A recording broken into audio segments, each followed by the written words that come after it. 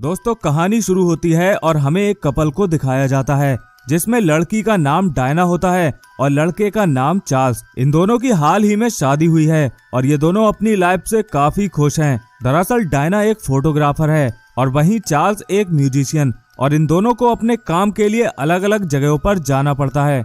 अब यहाँ पर चार्ल्स डायना से कहता है कि क्यों ना हम अलग होने से पहले एक मजेदार ट्रिप पर चलें। यह आइडिया डायना को बहुत पसंद आता है और वो चार्ल्स से कहती है कि क्यों ना हम उसी जंगल में चलें जहाँ पहली बार हम लोग मिले थे। डायना की ये बात सुनकर चार्ल्स बहुत खुश होता है और उसकी बात मान जाता है। अब थोड़ी देर बाद हम देखते हैं कि डायना की तबीयत खराब हो जाती है और उसे वॉमिटिंग होने लगती है। यहाँ पर हम ये समझ पाते हैं कि डायना प्रेग्नेंट है और वो इस बात को चार्ल्स को नहीं बताती, क्योंकि अगर वो ऐसा करती है तो चार्ल्स इस ट्रिप को कैंसिल कर देगा। इसके बाद ये दोनों अपना अपना सामान लेकर गाड़ी में बैठते हैं और जंगल की तरफ निकल जाते हैं।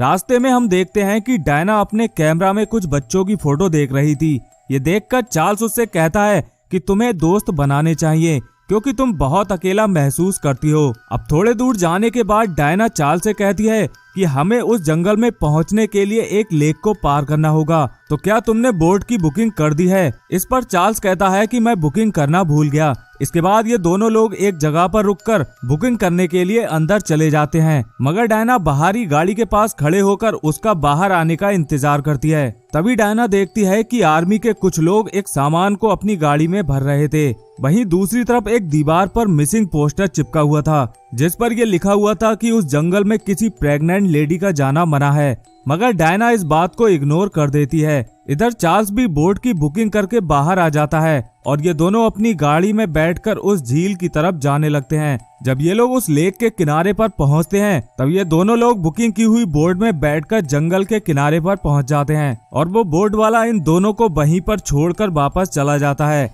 इसके बाद ये दोनों अपना अपना सामान लेकर जंगल में आगे बढ़ने लगते हैं। ये जंगल बहुत ही ज्यादा घना था और यहाँ पर दूर दूर तक कोई भी नहीं था। साथ ही ये जंगल शहर से भी काफी दूर था। जब ये लोग जंगल में आगे बढ़ रहे थे तब हम देखते हैं कि रास्ते में एक बैग पड़ा हुआ था जिस पर इन लोगों की नजर नहीं जाती और ये लोग आगे बढ़ जाते हैं। इसके बाद हम देखते हैं कि डायना की तबीयत फिर से खराब होने लगती है और उसे फिर से वॉमिटिंग होती है, मगर वो फिर से चार्ल्स को ये बात नहीं बताती। अब रात होने से पहले इन लोगों को एक अच्छी जगह ढूंढनी थी जहाँ पर ये लोग अपना टेंट लगाकर आराम कर सकें। अब जंगल में आगे जाने के बाद इन लोगों को एक ऐसी जगह मिल जाती है जहाँ पर ये लोग अपना टेंट लगा लेते हैं। अब रात होते ही ये दोनों उस टेंट में सो जाते हैं। चार्ल्स काफी थका हुआ था इसलिए वो जल्दी सो जाता है, मगर डायना को नींद नहीं आ रही थी। वो अपना कैमरा निकालकर वहाँ पर कुछ फोटो क्लिक करने लगती है, मगर अंधेरा बहुत था इसलिए उसे कुछ भी नजर नहीं आता, मगर फिर भी वो बहुत सारी फोटो क्लिक कर लेती है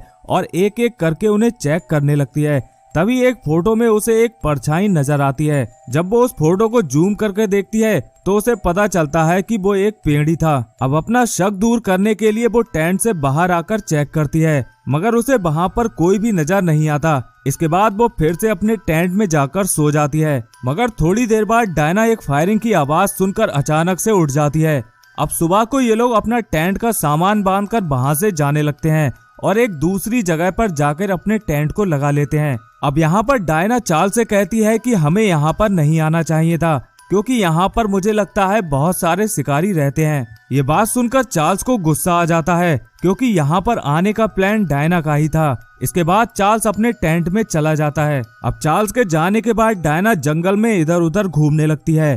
तभी उसे एक पुराना टेंट दिखाई देता है। जब वो उसके पास जाकर उसे चेक करती है तो वहाँ उसे एक किताब मिलती है जिस पर एक छोटा बच्चा बना हुआ था। यहाँ पर हम ये समझ पाते हैं कि इस टेंट में जो भी औरत रहती थी वो जरूर प्रेग्नेंट होगी। अब रात को डायना और चार्ल्स जब सो रहे थे तो वो फिर से गोलियों की आवाज सुनकर जाग जाते हैं। चार्ल्स अपना दूरबीन निकालकर इधर उधर चेक करता है। तभी उसे वहाँ पर कुछ शिकारी नजर आते हैं जो किसी का शिकार कर रहे थे। चार्ल्स उनके पास जाकर उन्हें समझाने की कोशिश करता है, मगर डायना उसे ऐसा करने से मना करती है। अब इसी बीच वहाँ पर इन दोनों को किसी भयानक चीज की आवाज सुनाई देती है जिसे सुनकर ये दोनों काफी डर जाते हैं। अब वो आवाज किसकी थी ये देखने के लिए चार्ल्स टेंट से बाहर जाता है। यहाँ पर डायना टेंट में अकेली ही रह गई थी, लेकिन थोड़ी देर बाद चार्ल्स भी वापस आ जाता है और वो अपने साथ एक आदमी को लेकर आया था जो काफी ज्यादा जख्मी था। अब डायना उस आदमी को देखकर कहती है कि हमें इसे जल्द से जल्द हॉस्पिटल ले जाना होगा, वरना इसकी मौत यहीं पर हो जाएगी। इस पर चार्ल्स कहता है कि हम रात को इस आदमी को हॉस्पिटल नहीं पहुंचा सकते, इसलिए हमें यहीं पर इसका इलाज करना होगा। अब इलाज करने के दौरान ये लोग उसके घाव से एक पंजे को निकालते हैं। इसका मतलब ये था कि इस आदमी पर किसी भेड़िए या फिर भालू ने हमला किया था। थोड़ी देर बाद उस आदमी को भी होश आ जाता है और वो अपना नाम शॉन बताता है। यहाँ पर चार्ल्स उसे कुछ मेडिसिन खाने को देता है ताकि वो जल्द से जल्द ठीक हो जाए। अब डायना और चार्ल्स दोनों इस आदमी से पूछते हैं कि तुम यहाँ पर क्या कर रहे हो।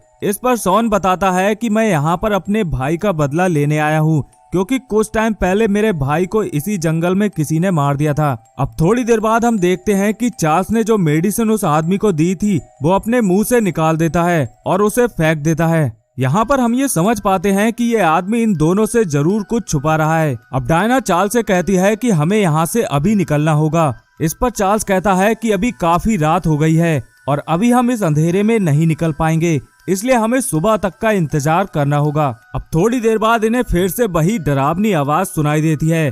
तभी हम देखते हैं कि इनके बाहर कोई क्रीचर था और वो इनके टेंट पर हमला करके इनके टेंट को फाड़ने लगता है। यहाँ पर चार्ल्स को लग रहा था कि बाहर कोई भालू है और वो उस पर गोलियां चलाने लगता है। अब गोलियों की आवाज सुनकर वो क्रीचर वहाँ से चला जाता है। इसके बाद चार्ल्स कहता है कि हमें किसी तरह अपनी गाड़ी तक पहुँचना होगा।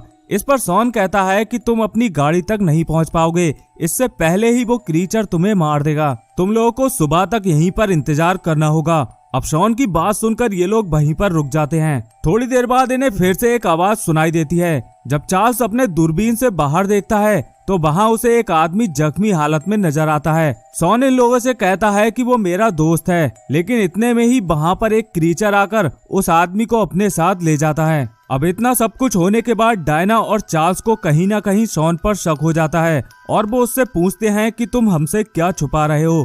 इस पर शॉन बताता है कि बहुत साल पहले यहाँ पर आदिवासी लोग रहा करते थे और उनके पास खाने के लिए कुछ भी नहीं था और इसी दौरान उन लोगों ने एक प्रेग्नेंट औरत को खा लिया, जिसके बाद इस पूरे जंगल पर एक श्राप चढ़ा हुआ है कि जो भी प्रेग्नेंट औरत इस जंगल में आएगी वो कभी भी यहाँ से वापस नहीं जा पाएगी। अब शॉन की बात सुनकर डायना और चार्ल्स को लग रहा था कि शॉन उन्हें डराने की कोशिश कर रहा है, मगर डायना यहाँ पर सच में डर रही थी क्योंकि वो भी तो प्रेग्नेंट थी और उसने ये बात अभी तक चार्ल्स को भी नहीं बताई थी। अब इसी बातों में शॉन चार्ल्स की गन उठा लेता है और इन लोगों पर अटैक कर देता है, जिसकी वजह से चार्ल्स के पैर में गोली लग जाती है और वो बुरी तरह से जख्मी हो जाता है। अब शॉन अपनी गन डायना की तरफ करके कहता है कि तुम ही मुझे यहाँ से बाहर निकालोगी, क्योंकि तुम भी तो प्रेग्नेंट हो और इसीलिए उस क्रीचर ने हमारे ऊपर हमला नहीं किया। अब शॉन की बात सुनकर चार्ल्स काफी हैरान होता है, मगर इसी बीच डायना शॉन पर अटैक करके उससे वो गन वापस छीन लेती है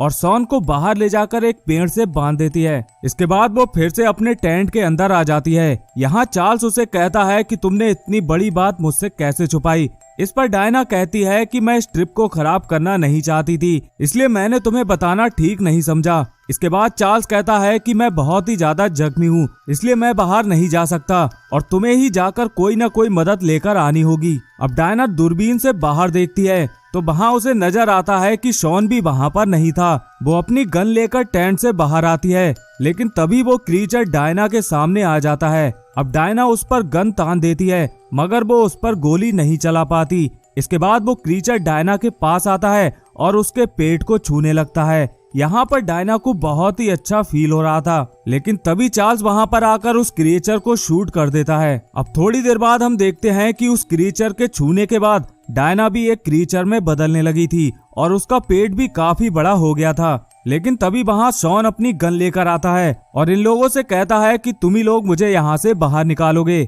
इसके बाद वो इन लोगों को एक सच्चाई बताता है। वो कहता है कि काफी टाइम पहले मेरी बीवी भी प्रेग्नेंट थी और वो अपनी बेटी के साथ इन्हीं जंगलों में आई थी। इसके बाद वो इन जंगलों से कभी वापस नहीं गई और मुझे यकीन है कि मेरी बीवी और बेटी इन्हीं क्रीचर के पास है। अब शॉन अपनी बात पूरी कर ही रहा होता है, तभी एक क्रीचर आकर शॉन को अपने साथ ले जाता है। इसके बाद डायना चार्ल्स को लेकर वहाँ से जाने लगती है और उसे एक गाड़ी में बिठाती है, लेकिन इसी दौरान फिर से वहाँ पर शॉन आ जाता है और वो डायना पर अटैक कर देता है। शॉन उस क्रीचर से कहता है कि अगर तुमने मुझे कुछ किया तो मैं इस प्रेग्नेंट लेडी को मार दूंगा। अब शॉन की बात सुनकर डायना उसे धक्का दे देती है, जिसकी वजह से शॉन का सिर एक नुकीली चीज से टकरा जाता है और उसकी वहीं पर ही मौत हो जाती है। अब आगे हम देखते हैं कि डायना भी उस क्रीचर में बदलने लगी थी। इसके बाद वो चार्ल्स के पास आती है और उसकी गर्दन मरोड़ देती है, जिसकी वजह से चार्ल्स की वहीं पर ही मौत हो जाती है। इसके बाद हमें दिखाया जाता है कि डायना जमीन पर लेटी हुई है